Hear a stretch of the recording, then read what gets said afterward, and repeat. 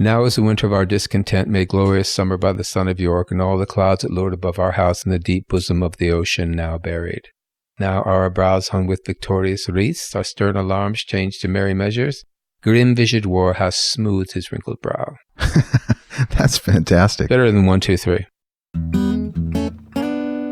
Brian Smith here, and welcome to the Dream Path Podcast, where I try to get inside the heads of talented creatives from all over the world. My goal is to demystify and humanize the creative process and make it accessible to everyone. Now let's jump in. Chris Kinkade's on the show today. Chris is what many would call a Renaissance man, a man with multiple creative disciplines. He is the former lead singer of the Seattle-based rock band Rail. He's also a Los Angeles-based actor who trained at the American Academy of Dramatic Arts in New York. This is where he met his best friend, Nick Cassavetes, who went on to direct the films Alpha Dog and The Notebook. After acting school, Chris became a stage actor and then a television and film actor, with roles in the film Alpha Dog with Emile Hirsch and Justin Timberlake, as well as My Sister's Keeper with Cameron Diaz and Alec Baldwin, among many others. His latest film is Fade Out Ray, directed by Francisco Martinez. And although Chris left the band Rail in the 70s, he never left music. He's currently in the band Elsewaves, which I'll provide more information on in the show notes.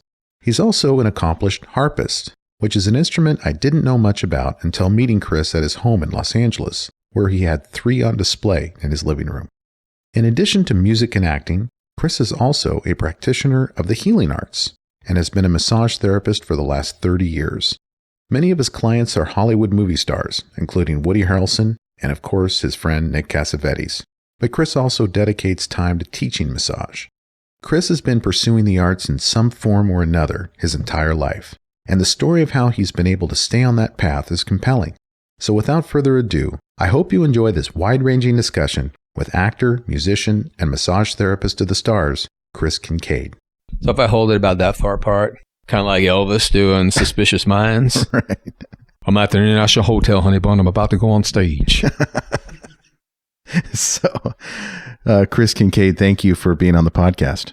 Thank you for coming to Toluca Lake and visiting me in my humble place. This is a very peaceful, lovely smelling, and the vibe in here is one of sort of Zen, I would say. Finely tuned over many, many years of creating it just for that, to, make my clients, guests, and everyone comfortable, my harps happy, and, just an easy way to live. Lots of salt lamps, lots of nice candles, and Palo Santo wood, glowing little embers of Palo Santo sort of cleanse the atmosphere. So why don't you tell the listeners where we are and what this space is used for?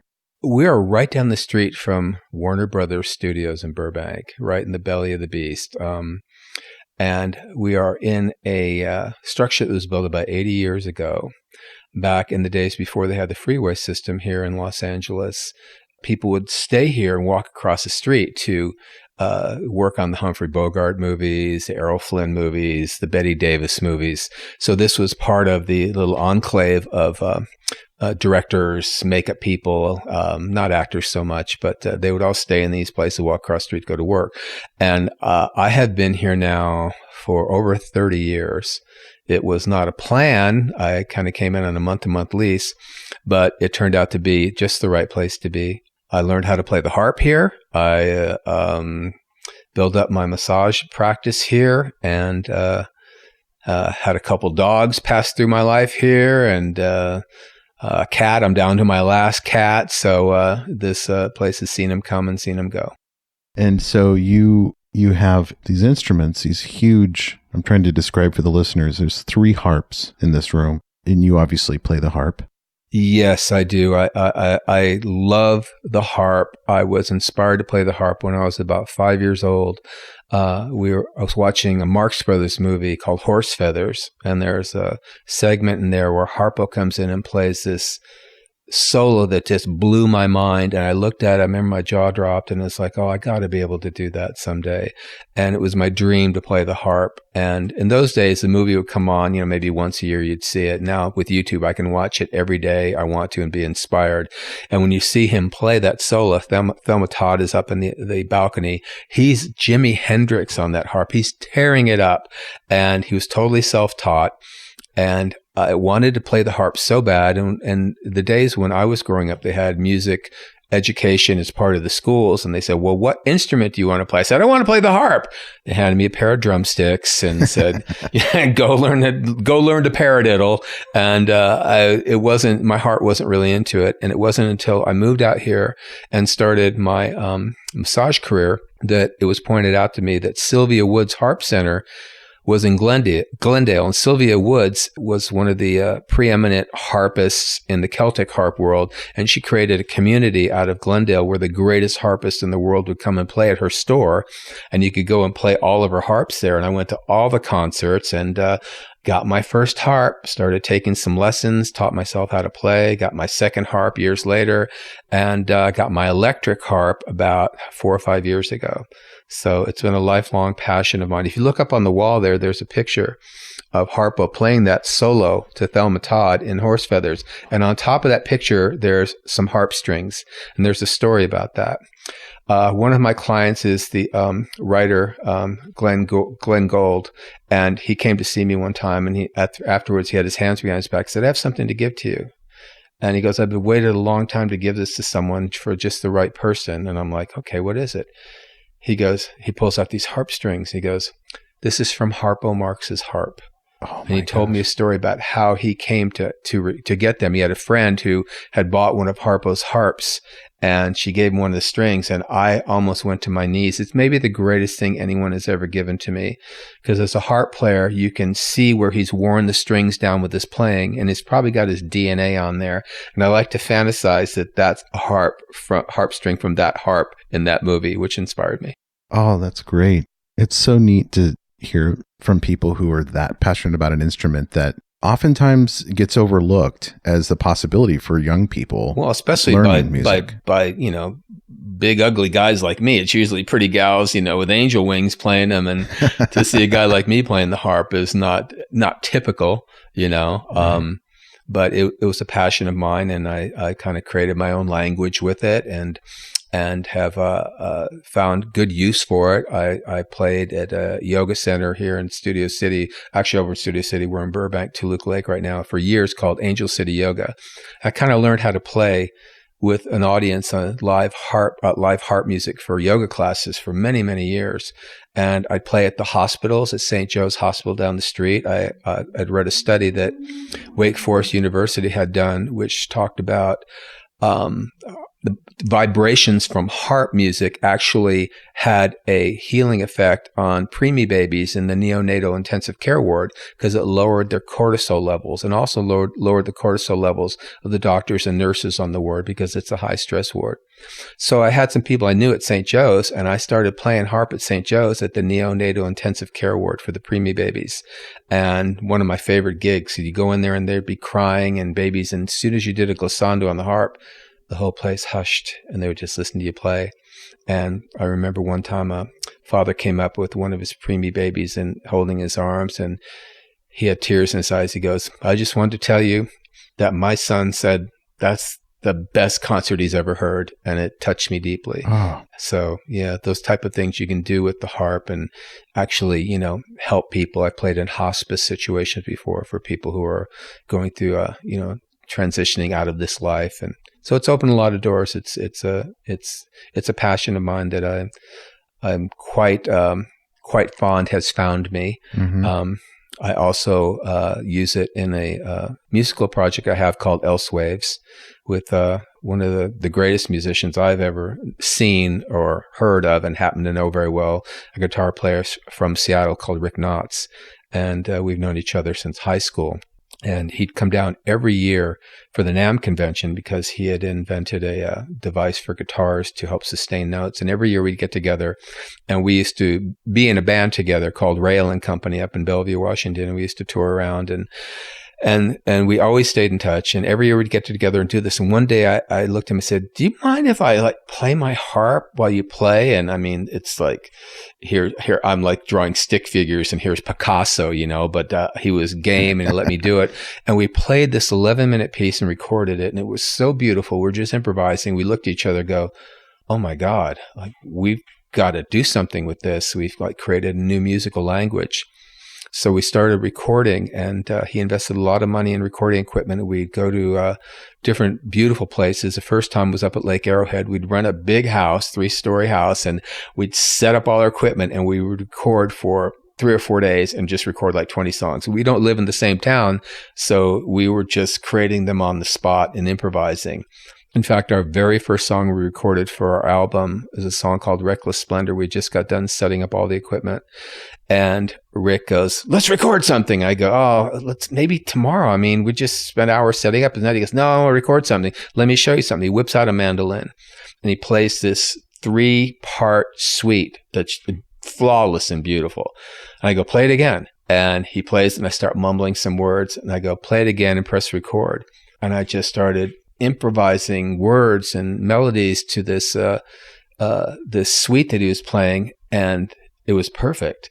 And we released it that way, and that's kind of how we record. Rick will start playing something, and I'll just start channeling words, and we just have this great chemistry and connection. And he's allowed me to make music with him, and I play the harp with him. I mainly sing and write the words, but we do stuff with the harp and the electric harp as well. And so it's really fun to collaborate as a musician, even though I probably don't even belong in the same room with someone like Rick Knotts. When did you form your musical consciousness and really understand what type of music you liked and what type of music you didn't like? Well, I had the wonderful benefit of having very enlightened parents who exposed us very early to a broad range of music. I remember as a baby, they used to play Rimsky-Korsakov's Scheherazade for me in my crib, and I think I could conduct it at this point. It's so ingrained in my memory. And they would take us to wonderful places. At the time, we lived in San Francisco, and we'd go see. I saw the Mamas and the Papas, play at Golden Gate Park when I was a little kid. I saw Ella Fitzgerald with the Nelson Riddle Orchestra when I was 7 years old. I saw Puccini's Johnny Schicchi at the San Francisco Opera House. I mean, we got exposed to a lot, and I think that it just sort of permeated my consciousness very early, maybe even before I got here on this planet, because I understand the musical language in an intrinsic way, even though I can't articulate it like a lot of people like writing, reading music. And that used to really stump me until one day I had a private lesson with Deborah Hanson-Conant, who's one of the great harpists in the world. And I told her I felt really out of everyone's league in that class. And I said, I can read music, but I'm not like you guys. She goes, listen, the greatest musicians in the world probably are sitting in a tree somewhere, have no idea what key they're in, and just play, and they would like to learn what you do. And that gave me a lot of freedom. And then I went on to learn people like Chet Baker. He couldn't read music, greatest trumpet player ever. Stevie Ray Vaughan, never even knew what key he was in, and that made me feel like, okay, I'm in a pretty good company here. And I felt less inhibited with that. Yeah. And so when you play harp, you're playing by ear? Mainly, although I went through an extensive period where I was taking some lessons. One of my problems is I'm probably so right-brained that I'm almost handicapped. I don't have a lot of the left brain capabilities that most people have, and for a long time, like as a kid growing up in school, they have labels for this stuff now, but they didn't have labels, and I just thought I was from Mars.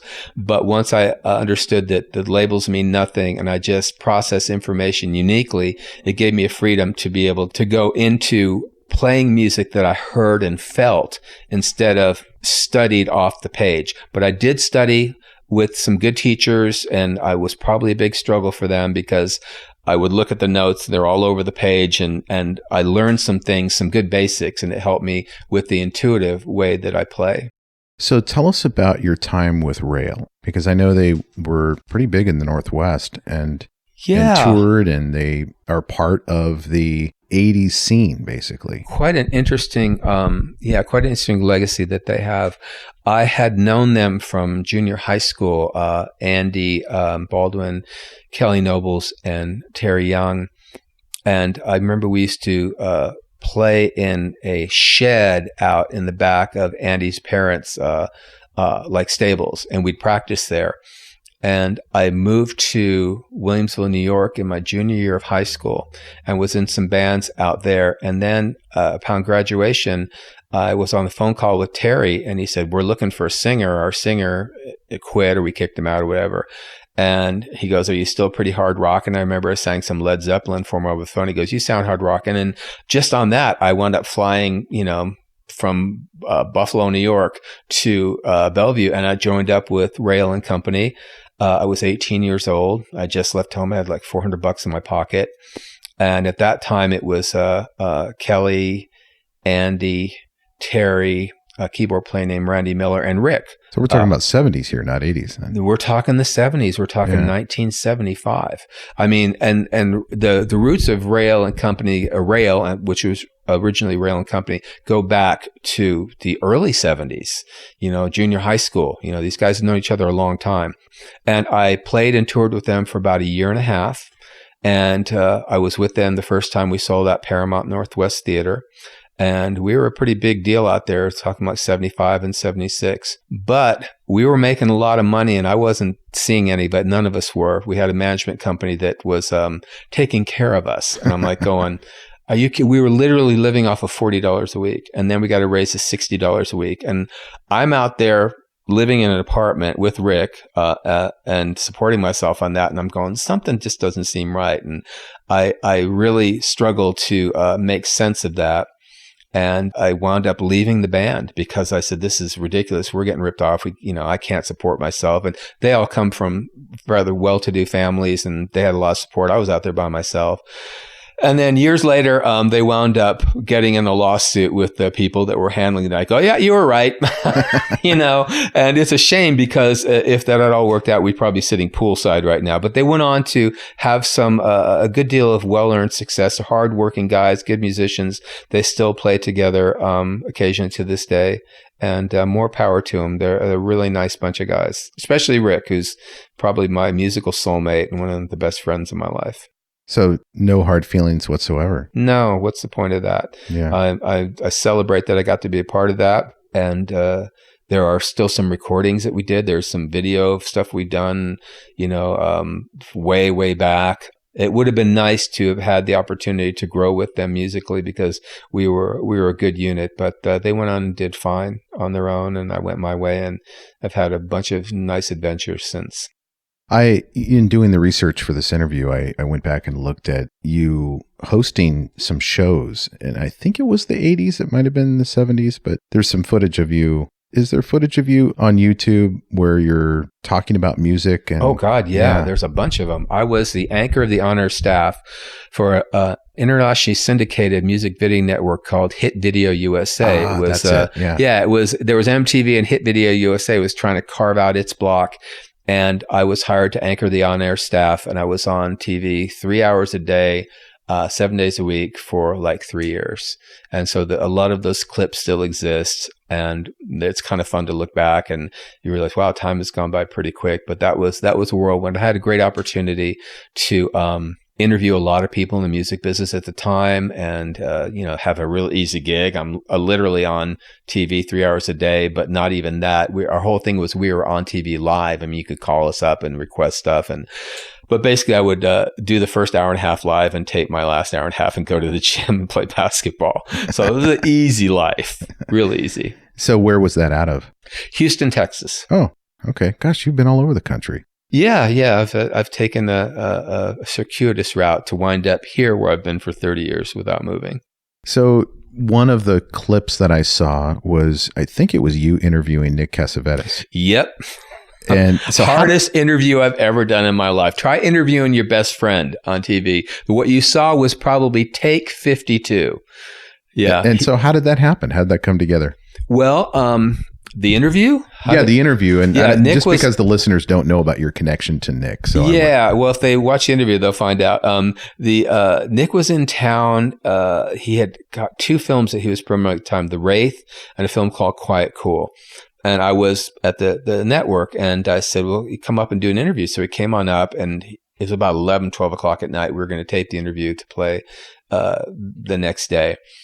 And so Nick and I are talking, and we'd have to cut. We can't say that. No, we can't tell that story. No. This is family friendly. And this went on dozens of times to the point where we were like delirious. So when you finally see the tape of, I'm sitting like this, talking to try to get through the break without us having to stop. And it was hilarious, because the stories that we can't tell on the air, we were trying to tell. We were a little silly late at night, and a lot of F words were coming out and stuff. No, cut, Nick, we can't do that. So, but yeah, that interview does exist on there. And it was one of the hardest interviews I ever had to do. So what is your connection tell us about your connection to the Cassavetes family. Well, I certainly have been blessed to be a part of that wonderful, incredible, creative community that is surrounded by the Cassavetes family. And it was a great stroke of luck. And I was at the American Academy of Dramatic Arts. This was 1977. And I decided to go there after I left Rail and take the study course there to, learn about acting and stuff. Seemed like a good idea at the time. Isn't that what John did as well? John was an alumni of the Academy, and so was Jenna. Okay. And so I'm walking down the hall one day, and I hear this guy coming down the stairs above me from the second flight, and he's singing, "Save me, my heart's open wide," a Judas Priest song. And I happen to know the other lyrics. I go, "Help me, no question of pride." And he looks at me and goes, "JP." I go, "Yeah." He goes, "Let's go out and get stoned." So we went out in my car, and we began a lifelong friendship that has remained to this day.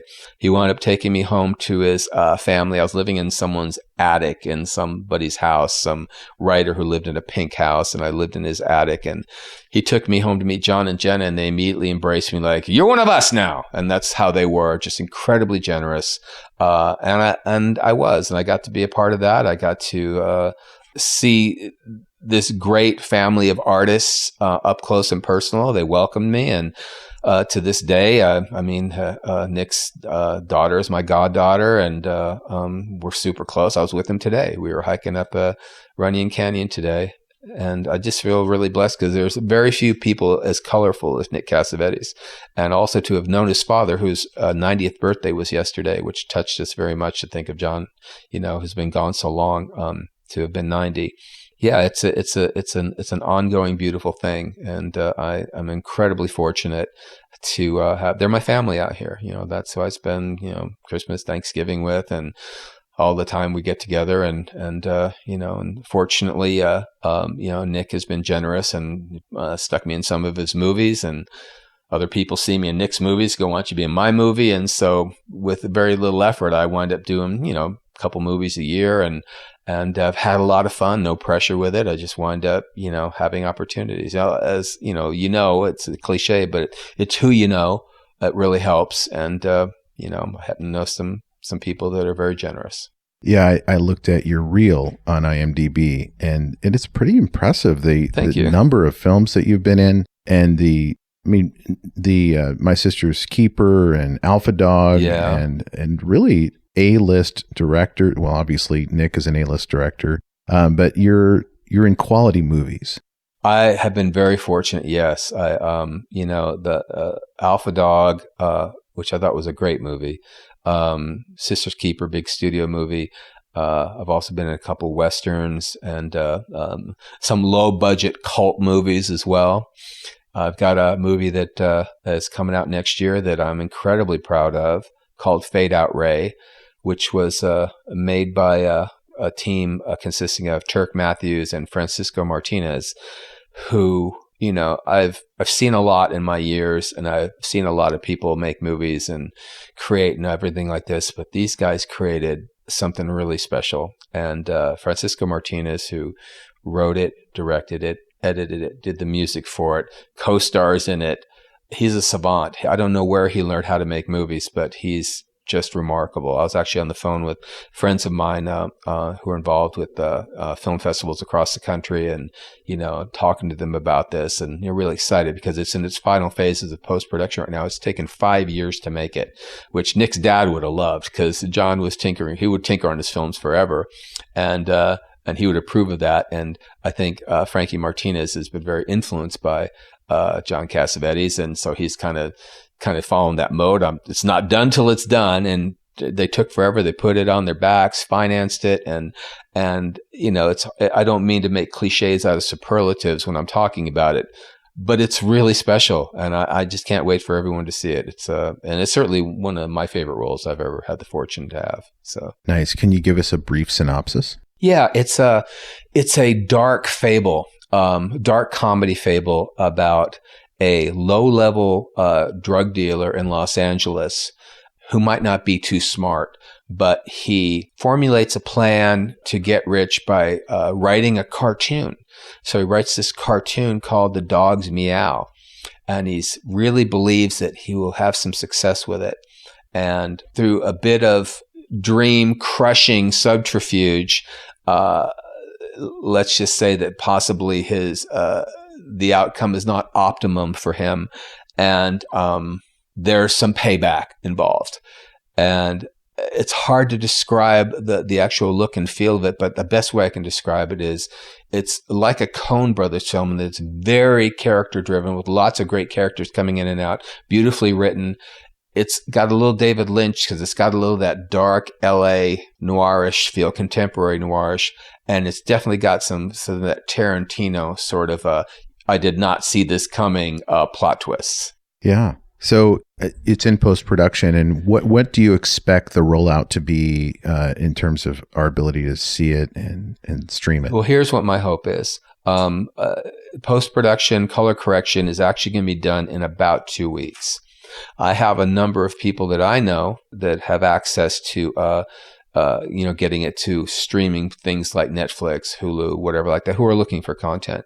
And the fact is, it doesn't have any really big name stars really doesn't matter. I mean, Napoleon Dynamite didn't either. So you just have to have a good product. And fortunately, because of my role as a massage therapist here in Hollywood, I have access to people that a lot of people generally wouldn't have. I mean, so I'm going to be calling on some of those people to see if they can help out. Beyond that, there's film festivals that it can be shown in. My concern with film festival circuit is there's like a whole cottage industry now of film festivals. Back when I was younger, there's like 4 or 5 of them. Now there's like 500. And I think a lot of times it's just where films go and get to be screened, people get to take pictures on the red carpet and never heard from again, which is great. At least they get to be seen, but I don't really want to see that just kind of get lost in that and never heard from again. I would love to see it picked up from streaming services. I don't think it's going to be something you're going to see at the AMC because, again, not big budget, but this is a golden age for entrepreneurial filmmakers because there are so many avenues to pursue. And I really feel this film has a destiny, and if it wasn't that good, I wouldn't be talking about it. So I'm definitely calling in all my chips with all the people that I know to kind of help open doors for it. Yeah. So hopefully 2020, it's going to wind up somewhere. It's kind of undeniable and when you see it, you'll know why. And when you realize that Francisco Martinez is a soft-spoken, humble, quiet guy, and I've known him for years. I mean, 6 years ago, he was living out of his car, and he created this thing. And it's like, are you kidding me? I can't believe what this mind that this guy has. So I'm really rooting for them. I'm rooting for these guys. So I want to back up a little bit because you are doing some really unique things creatively. First of all, you're in the healing arts of massage therapy. Yeah. And I look at that as a creative endeavor. Without a doubt. And we'll talk a little bit more about that later, but you're also a musician. You play the harp. I've seen YouTube videos, just recent ones, of you singing in a musical, in a band of some kind. That's probably some of the Elsewaves videos. The Elsewaves out there, right? With Rick, yeah, yeah. Oh, we got some new ones coming out too in January. We have a 3-song EP that's being released that we're very excited about. I've already created the videos and can't wait for people to see them. And can you spell Elsewaves for our listeners? Yes, ELSEWAVES. Okay, and you also obviously are acting. You're in Hollywood, and you're acting in big Hollywood movies, you're acting in indie films. And I want to go back to the point in your life where you went in the direction of being a creative and what drove you to go in that direction, if there was a moment like that. Well, I think that it's sort of a child is like in a chrysalis form, and you're absorbing things. And I lived at a time of really creative things happening. I'm talking I opened my eyes up and it was like the mid '60s. I'm a little kid and I'm hearing the Doors and the Beatles and I'm watching some, a little Godfather and these great movies. There was like this creative fire going on, and it affected me greatly. My parents gave me a lot of access to that type of thing. We watched the movies, listened to the music, and to me, it just seemed like, it really. I was also. Let me back up a little bit. And that when I went to first grade, I'm a little kid in first grade. I was living in Miami, I think, at the time, and a little kid going to first grade and getting to check out the scene. Everyone's happy, and it's a flourishing time. It's we got this handsome president and his beautiful wife there. And then 2 months into it, the teacher's crying. They send us home, and this handsome president had his head blown off, and everything changed. I mean, I felt the shift in me as a child. I was looking at my parents crying. I felt very vulnerable, and I immediately found that I was facing a whole nother dynamic conscious shift, everyone collectively, and like an end of innocence. Right at that time, they started amping up the Vietnam War. So I'm in first grade, and suddenly it's like we're looking at on TV, because they got smart now. They don't show it. In the old days, they used to show what was happening in the wars. So every day I'm absorbing this stuff, first grade, second grade, third grade, and I'm kind of scared because I'm not someone that would do well in that type of a situation. So until 12th grade, the whole time I'm like, when you turn 18, you have to go sign up for the draft. You're probably going to go to Vietnam. You're probably going to die. The average age of the guys, the 53,000, whatever kids that were killed, they were 19 years old. And I had friends that, lost brothers and stuff. So this really affected me. It also caused me to sort of tune out to what I was being taught in school, because I developed a sort of a fatalistic attitude about, I'm going to pursue what I enjoy. I'm not going to be an accountant or a lawyer or anything like that. I'm going to have a good time. So as an act of rebellion, I was immediately involved. And I was like, I'm going to sing in a rock band. I was in sports and things like that. But I wanted to be creative. I resonated with the people that were creating the most noise against the culture that was being forced upon us. I was seeing, I remember protests when I was living in San Francisco and Haight-Ashbury, with the hippies and everything. Well, it'll be nice to you when we take over the world. I'm like, yeah, I want to be with you guys. I want to climb on the backs of the motorcycles, the Harleys in Sausalito with the Hells Angels and scare my parents. I was like, yeah, because I ain't going down the road you guys are going down, because I'm going to die that road. You're gravitating toward the counterculture. I was totally entranced with it. And I mean, look what I do now. I'm a barefoot hippie massage therapist in Hollywood, plays the harp. I mean, it was pretty firmly stamped. On my 18th birthday, I remember I was living in Williamsville, New York, and I remember going, oh gosh, I really got to do it now. I got to go and I got to sign up for the draft, and I was in a rock band there that was pretty popular, and I had really long hair, and I was kind of not living at home, and we didn't have the internet in those days. And I go down to the post office wherever we had to sign up for the draft in Williamsville, and I go, okay, I'm here. I'm here to sign up 18. I go, Chris, you don't have to do it anymore. What are you talking about? No, come on. And they go, no. It stopped. They stopped the draft like 6 months ago. I don't know if anyone told you. I go, you're kidding me. Don't mess with my head now. I mean, I'm just here to do my thing. I was so brainwashed and thinking that's what I had to do, and not be branded a coward or go to Canada or something. They had to pull a plaque off of the wall, point it in front of me and say, look, they changed the rule. It's an all volunteer army now. You don't have to do this. They're like literally hitting me on the head. I've been so brainwashed for 12 years. And I remember having this amazing sensation in my head of like, I can't believe I'm free. I don't have to face those fears. And I think I went like to a donut shop, made like 13 donuts or something. I don't know why I did that, but it was just like, I had to do something compulsive.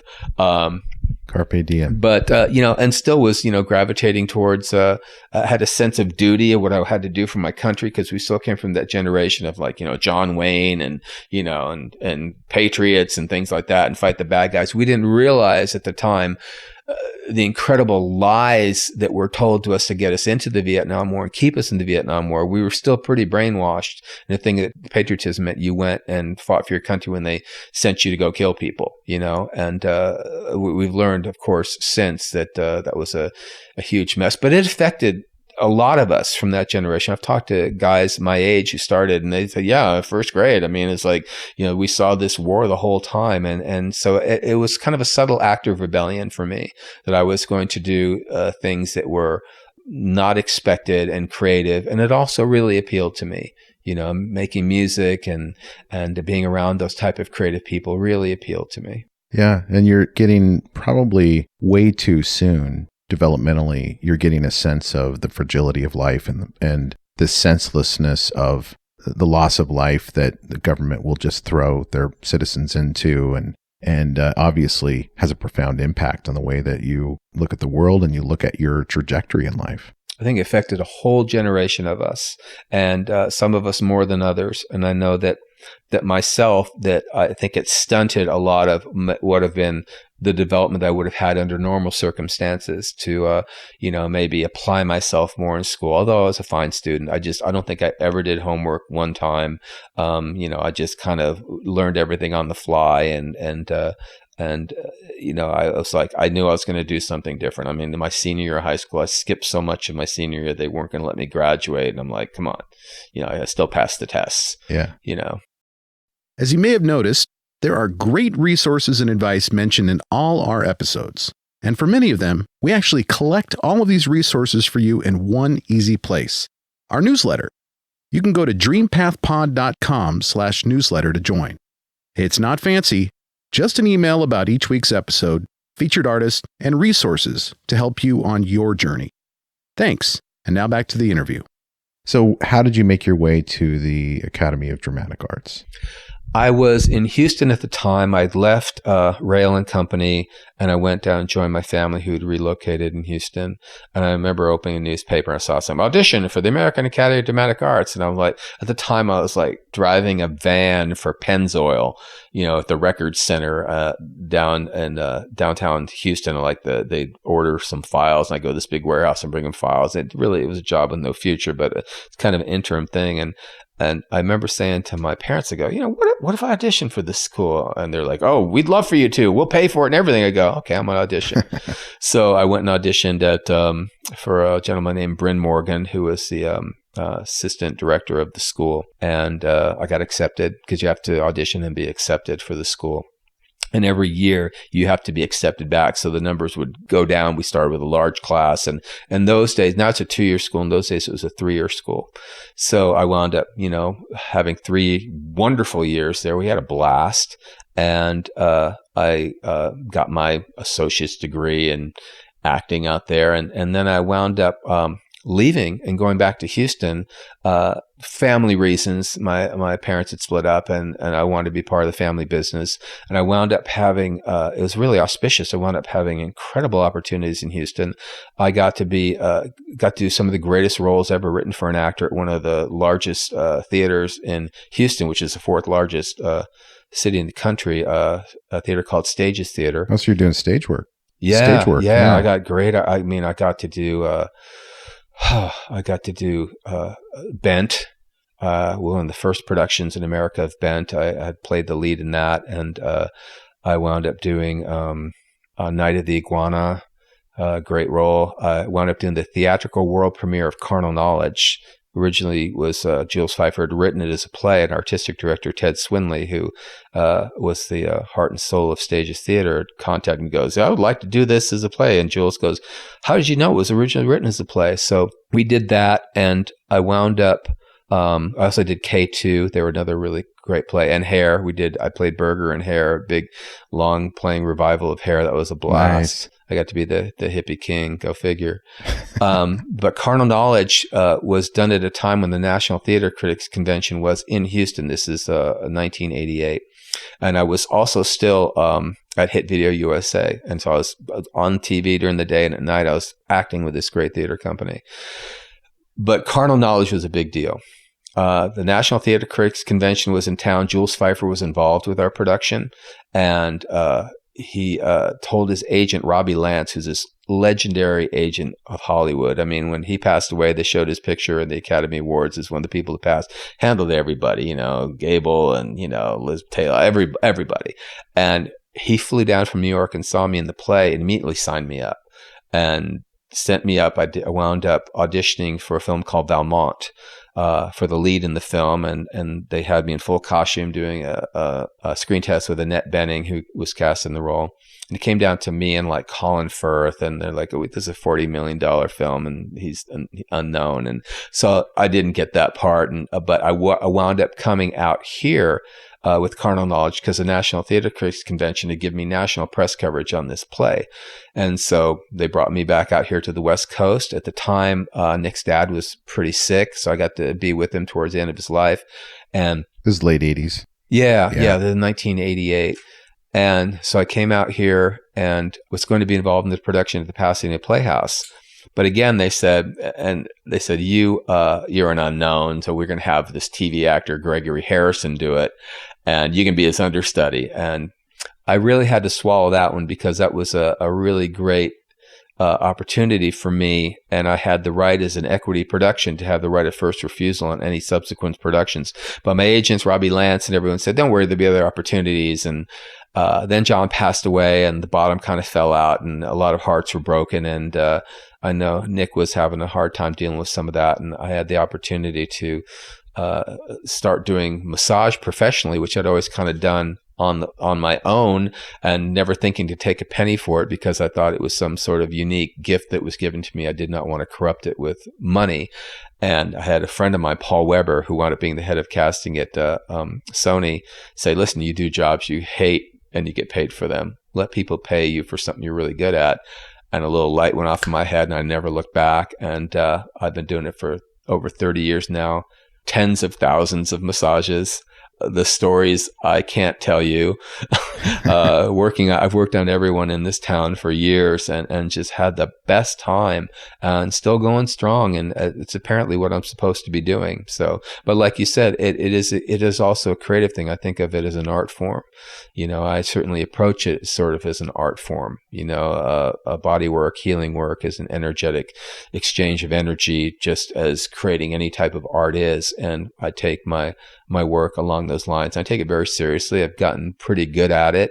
I think by the time I'm 75, I'll be really good at it because it's one of those things, more you do it, you just keep ascending with knowledge and wisdom. And I want to be one of those guys when I'm 75, if I'm blessed to live that long, where you walk into a room and just kind of go with my hand and fix you. Yeah. I've got that as my goal.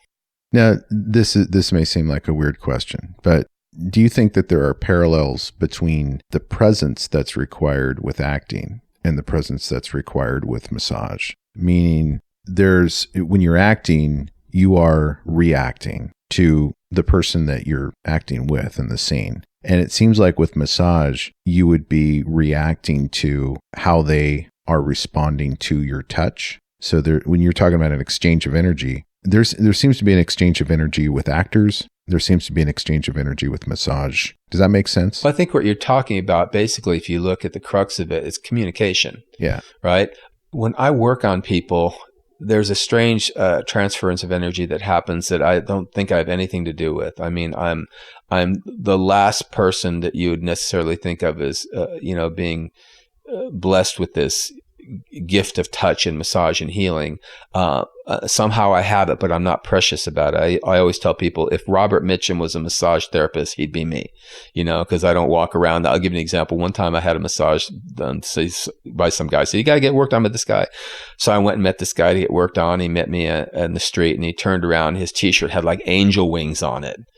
I'm not that guy, I kind of go in and do my thing. And yet no matter what's going on in my life, if I put my hands on someone, something happens. There's something that I don't take credit for.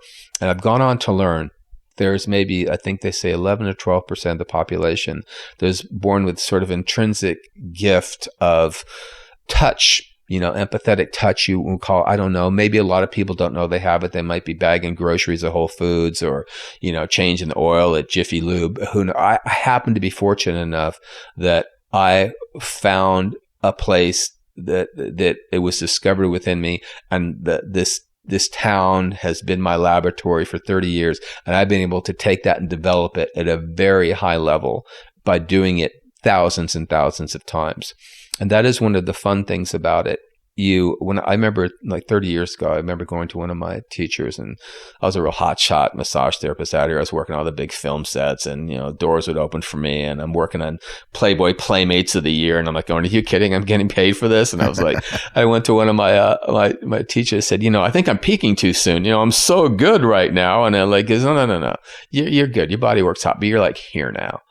And you're going to go here for a while, and then after a while, you're going to hit a wall, and that wall is going to come down, and then you're going to be here, and then you're going to hit a wall again. You keep ascending. And I look back now, and he is absolutely right. Like anything you do or master thousands and thousands of times, you develop you start to develop a knowledge about it you will not have unless you do it thousands and thousands of times. So I've been blessed. I've been able to take this and run with it. But going back to your original question, yes, I think there is some of that in terms of listening and listening to with when you're acting, you're listening to what the person's saying, you're listening to their body language. Really good actors are good listeners, and they react to what's saying instead of just reciting their lines. When you're doing energetic healing work, that person is on the table and you're listening to rhythms that are unseen. Generally, I have communication with a client, usually beforehand. Sometimes they'll talk during a session. But generally I can see someone at this point. I can see someone walk into a room and I can tell you their body history and things that have happened to them in their life, because every second of your life is imprinted into your body. So as far as the transference of communication and energy with people, when you're doing that, there is some of that. I think it goes down to just being really aware. Good actors are really aware. They're aware of the moment they are in that space, holding that space for that character they're playing. They're aware of the feelings that character has and how they're connecting and communicating those feelings. I think the same thing, to a degree, when you're working with someone who, and I work with some people that are, have gone through some really tough things and maybe like getting ready to change worlds. I worked on a guy last Thursday whose wife passed away early in the week. And Thursday around noon, they cremated her, and he attended the cremation as part of the Native American community. And I worked on him after that.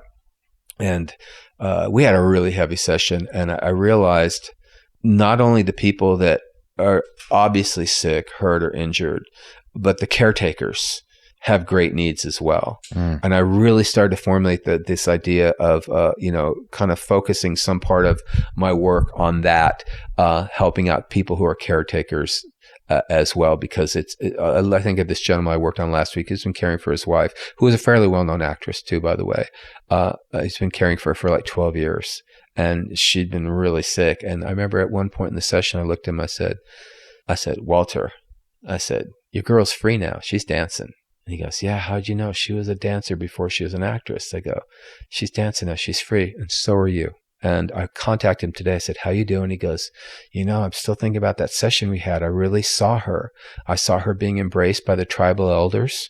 And he named the tribal elders. And he goes, and it just was so good for me to be able to see that and go on. I think it's going to be a good year. And he's someone who's done the Sundance before. I mean, I work him. He's got the scars on his chest from, hanging from antlers and with the Lakota tribe. And he's got some sons that are doing the Sundance this year. He goes, I think I'm going to go to the Sundance this year. One of my sons is dancing. I go, yeah, it's good. So, it's good to see everyone has needs. And a lot of times we're told not to pay attention to our needs, that it's some sort of we're being selfish or anything like that. And there are so many unselfish people out there, and everyone has a need to be balanced, recalibrated.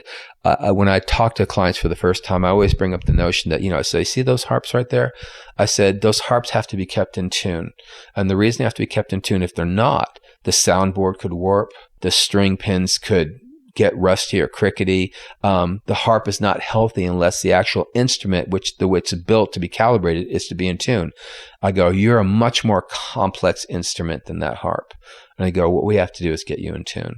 And I said, I always tell them, I'm not the healer in this room, you are. I said, I'm really good at helping you connect to that. I'm a really good facilitator, helping you empower yourself with healing yourself.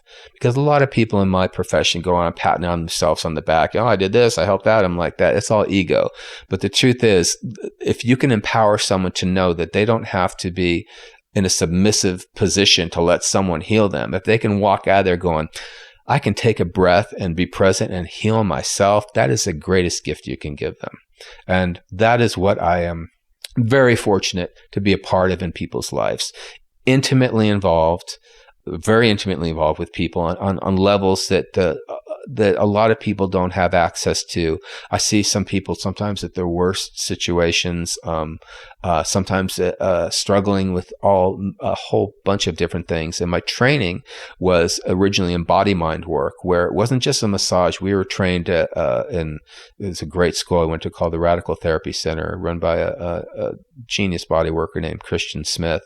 And for 2 years, we studied, the Rolfing series, Feldenkrais, Traeger work, massage. I mean, but we also studied psychology and psychiatry, polemically from Freud on up to Rogers. And we studied Marxist doctrine, because we looked at how a lot of people, their work conditions in late capitalism are causing them to have manifest symptomatic problems in their body, repetitive motion syndrome stuff, depression from being in a work situation that steals their soul. And so there was a movement back in the early 90s, the body mind movement, where we would, whereas as a massage therapist isn't trained to have a psychotherapeutic dialogue with you, and a psychiatrist or psychologist cannot legally touch you, we were crossing those boundaries with groundbreaking work where we were having the dialogue with the clients while we're doing Rolfing strokes on them and doing Reichian breathing exercises to get them to exorcise energy that was trapped in their bodies, in their cells, and really feel. And it was really powerful stuff. And it was great training, gave me a great foundation for what I do. Nowadays, people kind of just come. I work on people for 2.5 hours a session, bliss them out, and that's great. And I don't do as much of the body work, mind work now, because it doesn't seem to be in vogue, but it's still there. And I have clients that I work with. I worked with a guy today, had some serious issues. We talk, we have a dialogue, and I'm getting him to experience his body.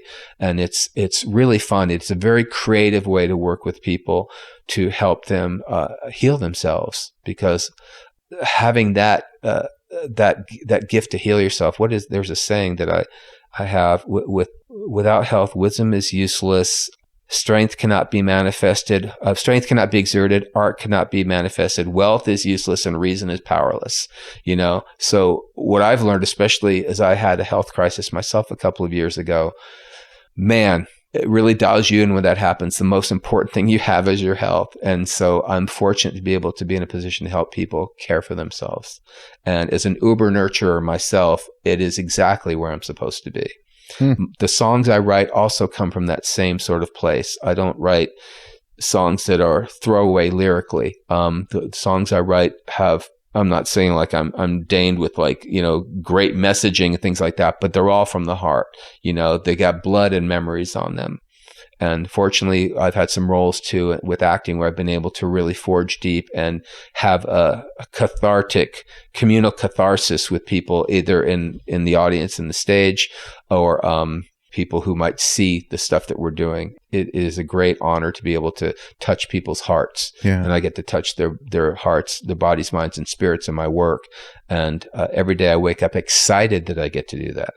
And after hearing that soliloquy about massage and how eloquent that was, I think I understand why Woody Harrelson is endorsing you on your website as, his favorite masseuse.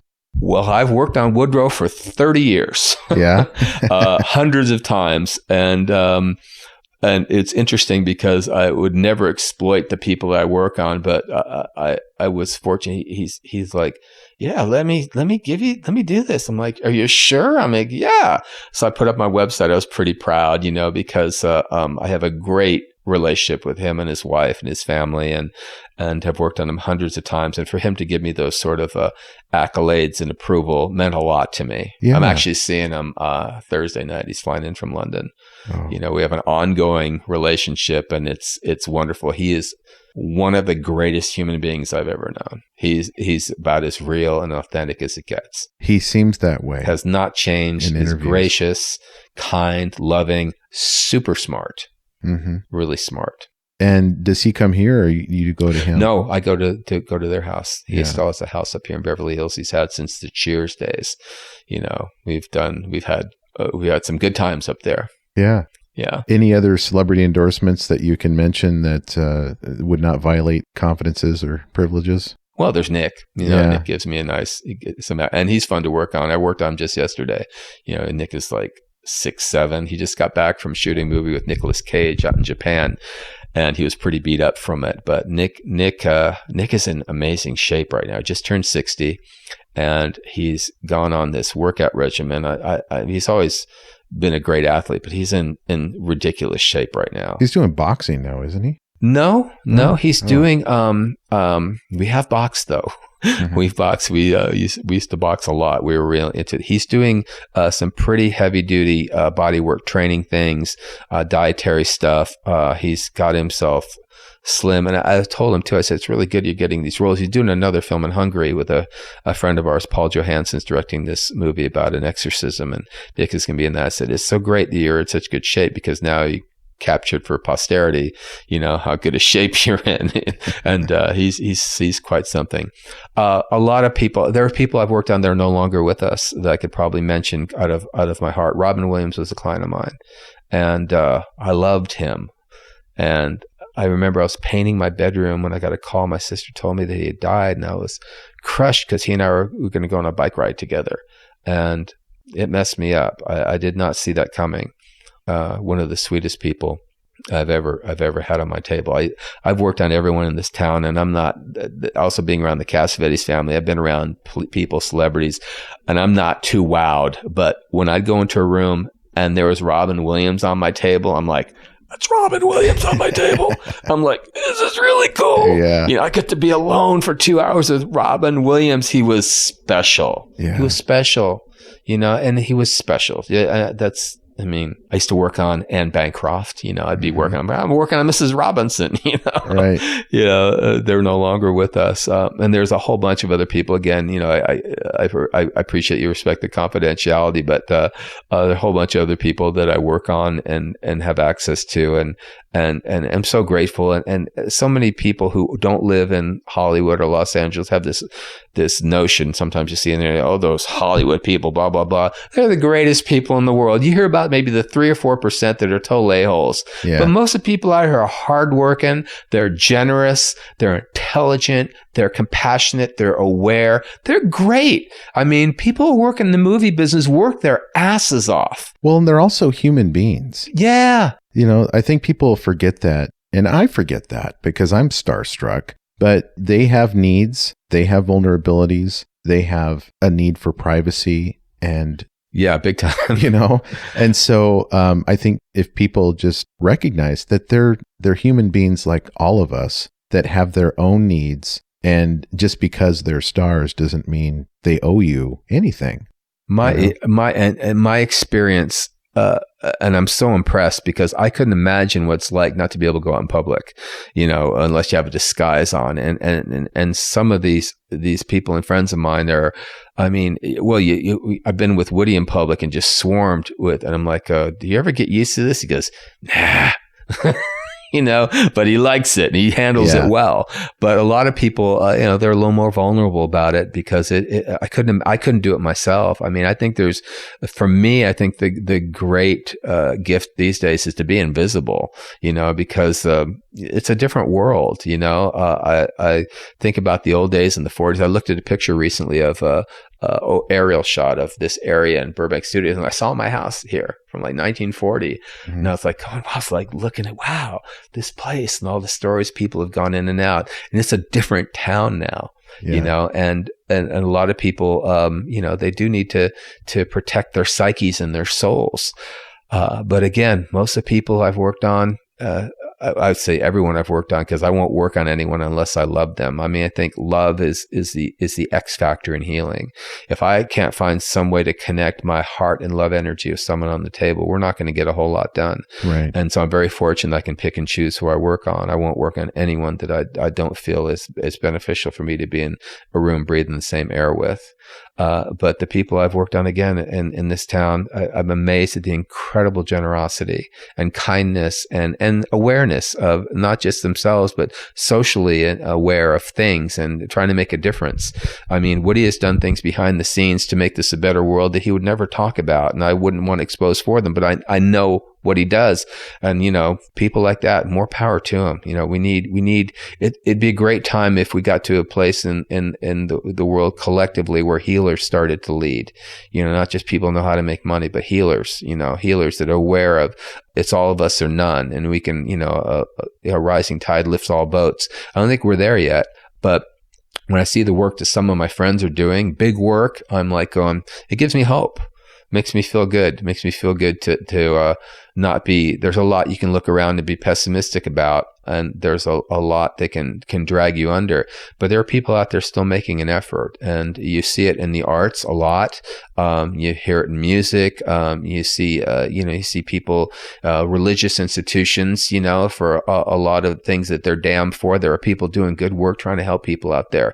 And it's a time that we need it. I mean, you've been in Los Angeles here a couple of days. I don't know if you noticed, our homeless situation is ridiculous. Yeah. There are people right down the street here by the Smokehouse restaurant and the bridge that goes over the river there. There's a whole city of people living under there right now, like rodents. Yeah. And you drive to Hollywood and Vine, and you look at the underpass, and I've lived here most of my life. I've never seen it like that before. So obviously something is not right. There's an imbalance that has to be corrected, and more power to the people that have the power to raise awareness and try to change the situation if we can, because if we don't, we're in trouble. It's a big, ugly scar on where we are in terms of our evolution as a people. But I have hope that, I just have a feeling that there's going to be a good turnaround of things. And I want to reach out to everyone that has it in their heart to feel that they're alone and powerless and can't do anything. Look around you. There are people that are thinking just like you. And heal yourself, heal others, look out, reach out, be kind. Just be kind to people. It's so easy to be reactive and to escalate tension within a situation, but you can also diffuse it by being kind to people, and realize that there are people with needs out there, and we have to take care of ourselves. Yes, we can take care of our brothers and our sisters. And I think it's high time that we do that. Yeah. And a lot of people I know in this town are making an effort, and they're using their celebrity or their fame or fortune for good. And they're not asking for pats on the backs they see a need. Yeah. And kindness can be a religion. It should be, Yeah. And it should be everybody's. It should be the thing we could all agree on. What was Clarence Darrow's famous saying? He was, a noted atheist in the Scopes monkey trial. But he said, "My church is the world and my religion is to do good." Nice. Yeah. Well, one word that comes to mind when I look at your massage studio and I hear you talk about what you provide to your clients is sanctuary. Yeah.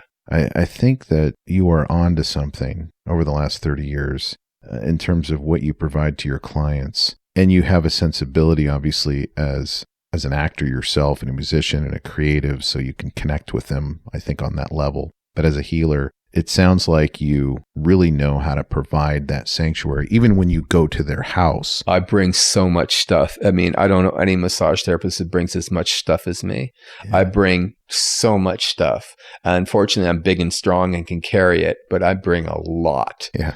It's kind of ridiculous, but I try to create a sanctuary wherever I go. And thank you for noticing that, because I think we all need sanctuary. And I think we need sanctuary. We also need rituals, and the rituals are a way of getting us in tune. Sanctuary is a way of finding peace in order so our soul can quiet down and we can listen to what our needs are and be aware of what's going on around us. But right now we have a generation of people being bombarded by information, being bombarded by technology, and we need to balance some of that out with being able to hear the silence and see how it informs us. I've never talked to Woody, obviously, but my perception of his choice to live in Maui, and especially on the area of the island that he lives, which is in Paia, is that is a sanctuary. Oh, it is. And I remember I was with my wife last year, I think, and Lucas Nelson was playing at Charlie's, which is Willie Nelson's son. Willie Nelson owns Charlie's in Paya. And I'm in line like 2 hours before the show starts because you can't get tickets to this show. It's like only people who are friends of Willie and Lucas are going to get in. So I'm in line, and then I see Woody go in. I see Shep Gordon go in, who's a big time music manager, and they don't let hardly anybody in, so that it's just a really comfortable crowd in there. And the rule is, if you do get in, there's no approaching, there's no pictures, no secret pictures of anybody. This is a sanctuary. And so I'm starting to appreciate that people like Woody, they absolutely deserve to have that sanctuary that Charlie's provides, that you provide. And I'm glad you're doing it. Thank you. I'm glad it found me. I don't know what I would do otherwise. Yeah. I sometimes think about it. I'm going to turn 63 in March, and I'm sometimes go, I have no guarantees. People's phone may not ring tomorrow, and I'm like, I don't have any contract or allegiance with people or any guarantee that I'm ever going to be able to have people on my table again. But every day I do. And I've also used the power of intention in a way that I literally used to go, my ex-girlfriend was a body worker as well. And she goes, how do you get so many clients? I go, I literally just go like this, like Samantha from Bewitched, and twitch my nose and make the phone ring. And I can do it. And then if I want some time off, I'll twitch it. Don't call me. I need a day off. And so I just always know they're going to be there. And every week I don't know where it happens. They're just there. My client base grows, and I'm able to have more and more people, show up, and I'm able to perpetuate this life that I've created that I never outlined, had no blueprint for. I have no idea how it happened. Just fell into it, and it has swept me away, and it keeps going, and hopefully it will continue because I'm having a ball.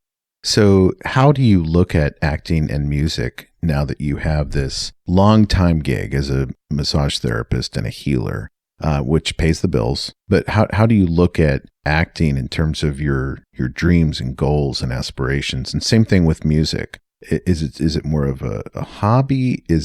Are you deeply passionate about it?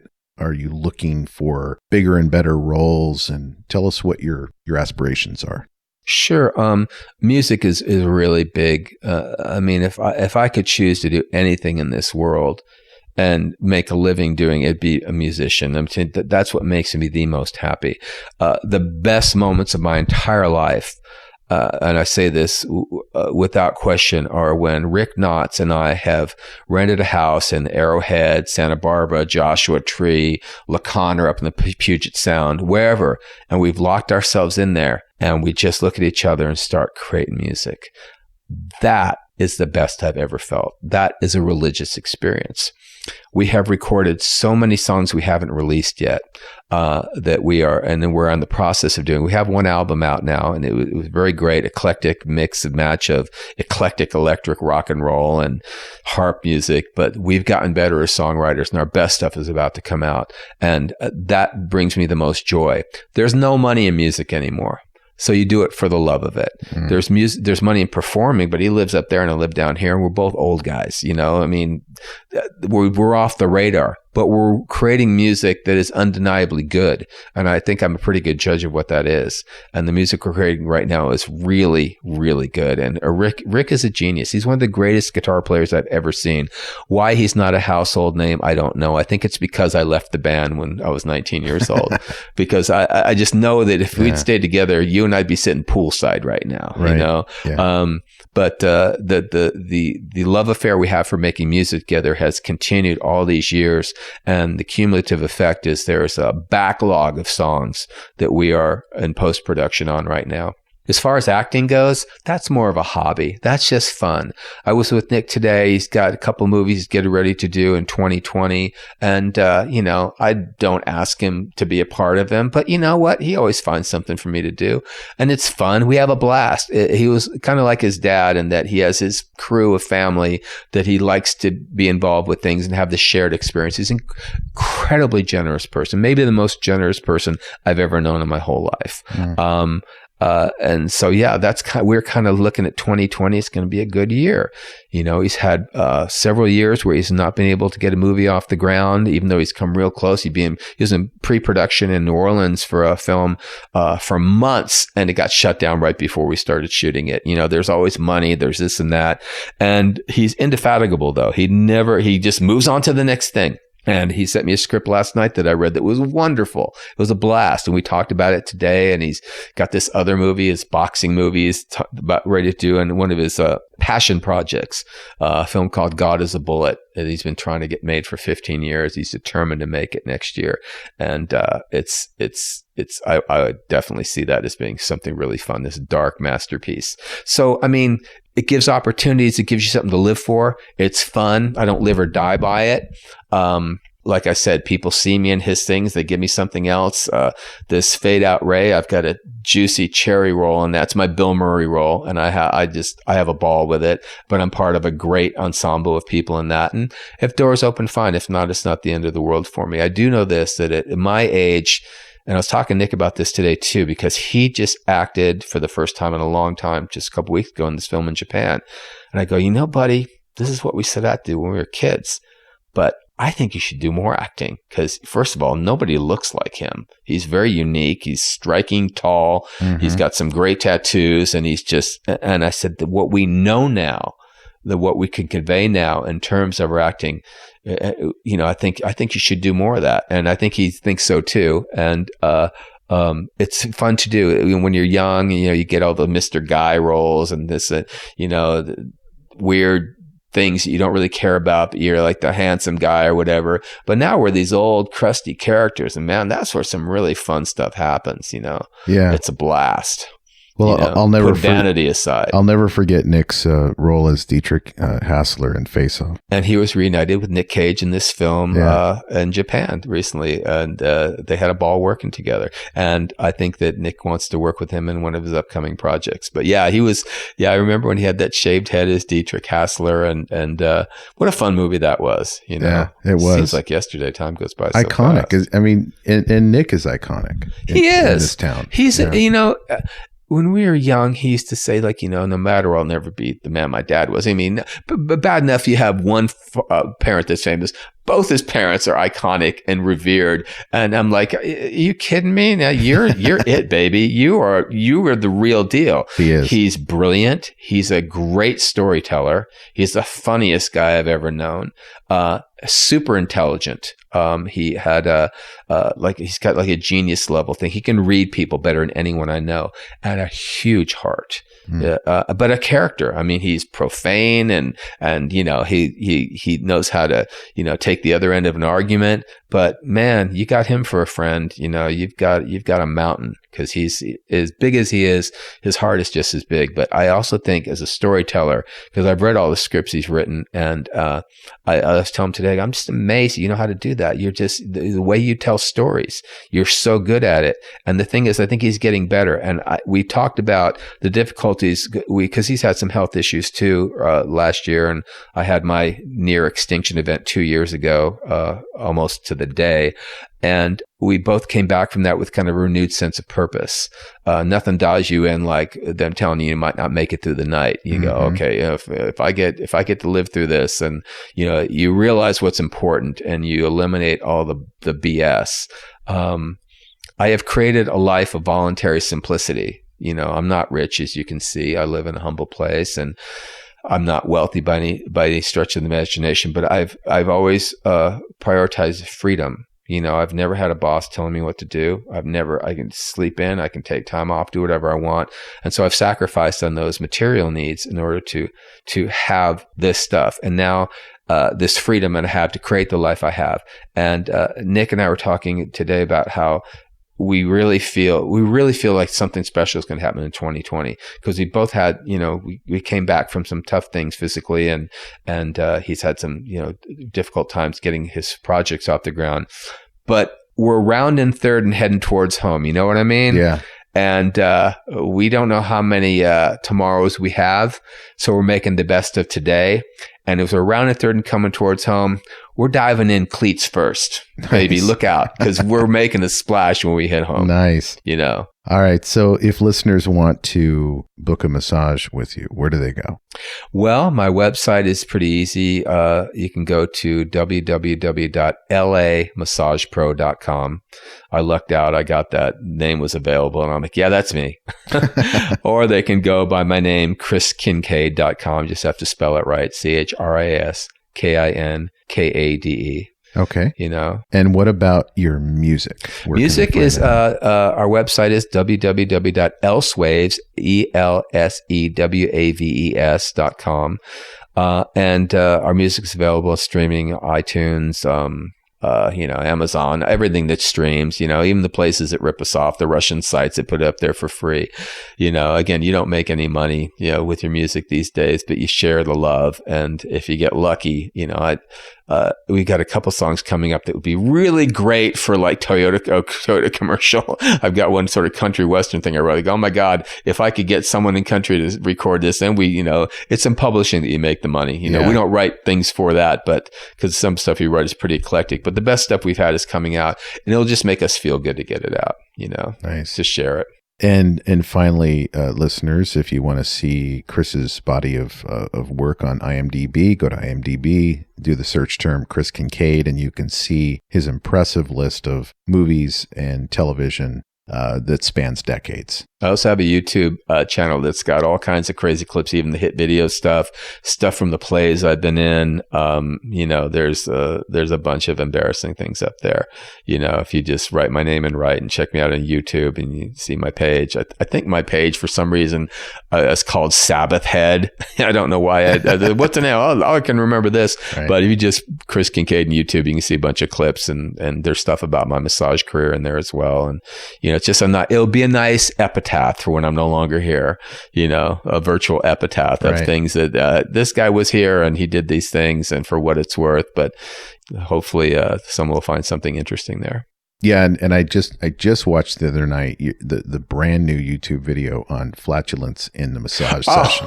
So that passing gas in the massage session. And just a little, basically a PSA on that, right? Well, more a teachable moment, because it's an occupational hazard that we have to deal with. I think we're one of the few professions where you're probably going to get farted on. It just goes with the cake. But the real crux of that was a massage school teacher. Years ago, I took a class in massage, some Thai massage, and during the lunch break, everyone went out to the Chinese buffet, and I stood and took a nap, which I usually did. And they came back, and she's telling people after the break what we're going to do that afternoon, and she just lets one rip.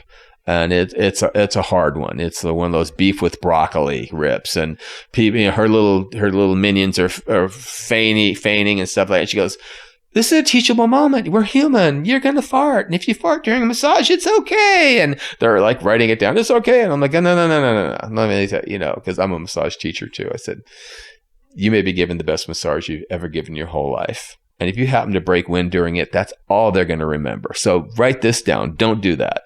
That was pretty much the point of that. I didn't want massage therapists giving themselves the green light to get human in the table. Right. You still have to have some decorum.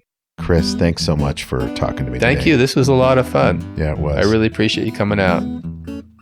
Hey, thank you for listening, and I hope you enjoyed today's episode of the Dream Path podcast. If so, I have a favor to ask. Can you go to your favorite podcast service and give me a rating and review?